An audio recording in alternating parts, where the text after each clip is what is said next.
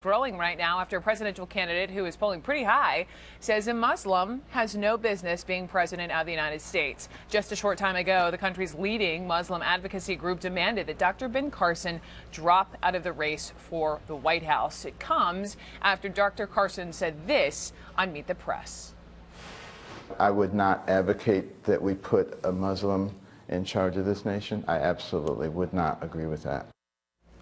Much. I want to stay on that vein and explore this a little bit further here. I have Kayleigh McEnany, who's with me. She's a Republican strategist and also a contributor at The Blaze and a supporter of Donald Trump. So thank you for being here. Harris Zafar is the national spokesman for the Ahmadiyya Muslim Community. And so Harris is joining me on the phone. So wonderful having you both on. And Kayleigh, let me just begin with you. I know that Dr. Carson wrote this in his 2012 book, America the Beautiful. Let me just quote Dr. Carson. He wrote, as a Christian, I am not the least bit offended by the beliefs of Hindus, Buddhists, Muslims, Mormons, and so forth. In fact, I am delighted to know that they believe in something that is more likely to make them into a reasonable human being, as long as they don't allow the religion to be distorted by those seeking power and wealth. And so I know Trump's your guy, but as far as Dr. Carson is concerned, do you support what he said? Yeah, I actually haven't vowed my support for anyone. I support Ben Carson just like I support Donald Trump, and I support Ben Carson on this issue. Look, Ben Carson was very clear. His problem is with Sharia law, and he said very clearly to The Hill,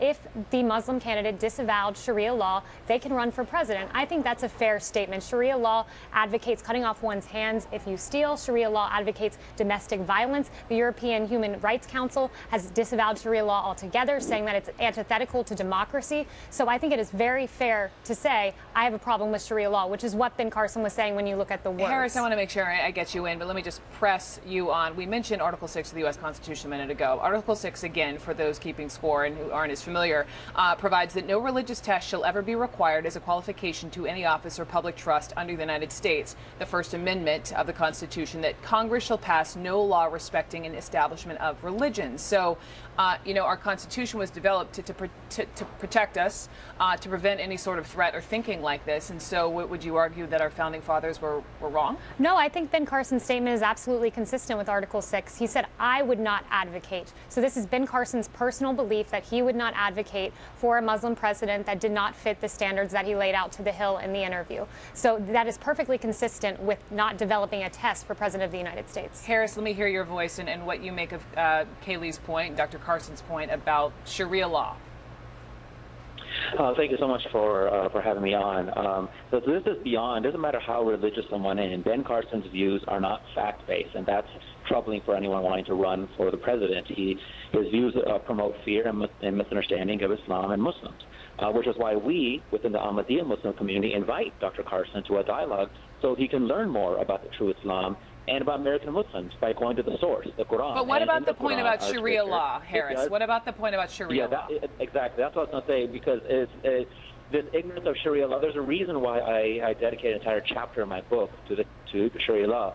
The scripture ourselves talks about Sharia, and it says that they do not specify any specific form of government other than a beneficent one, saying that when you judge between men, quote, you judge with justice. It doesn't say to judge with religion, color, or gender. Even the Prophet Muhammad said that loyalty to your nation of residence is a part of your faith.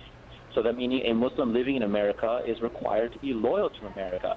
So what's troubling for me is not only Dr. Carson's very clear unawareness, ignorance, and even bias towards Islam and Muslims and Sharia, but like you mentioned, if someone who has a personal belief that's inconsistent with the U.S. Constitution, and that's his belief, because like you said, no religious test shall be required as a qualification to any office. But he did not say that a Muslim denouncing Sharia can run for president. He said maybe for Congress. Harris, his personal view is inconsistent with U.S. Constitution, and that's troubling because it slaps in the face. Harris, the I think what Ben Carson was getting at is what he wants to happen is what he did personally with his own faith. So he was able to separate his Christian faith and say, my Christian faith is one thing. Nonetheless, Kim Davis should issue the marriage license. He was able to separate one is an act of government, one is my personal faith. And all he is saying with regard to a Muslim is he wants a Muslim to be able to do the same, to say, I disavow the portion of Sharia law that says that I have to implement it in my public realm of duty. He wants that separation, and with that separation, he is okay with a Muslim president. I think that's a point you and I can both agree on. The difference, with all due respect, the difference is Ben Carson was not asked to disavow anything. He just said that regardless of faith, here's his views. Now, what you're asking to disavow is something that doesn't exist in Islam. Now, we can't look at the insane militants and extremists around the world and say that somehow they're representatives of the true teachings of Islam, whereas those of us that, like myself, that have a scholarly interpretation. But the reason he's Islam, asking, that say Sharia does not actually promote the oppression of women. Sharia does not promote any type of violence or compulsion in religion.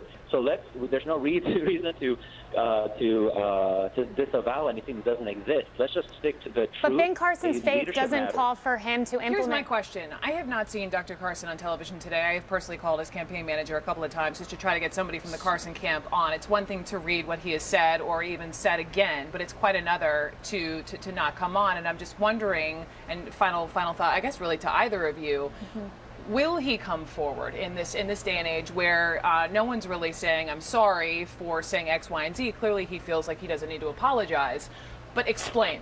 Absolutely. He has an interview this evening, I know, so he is going to come out. He is going to explain further, and I think his clarification in the Hill really explained that initial statement.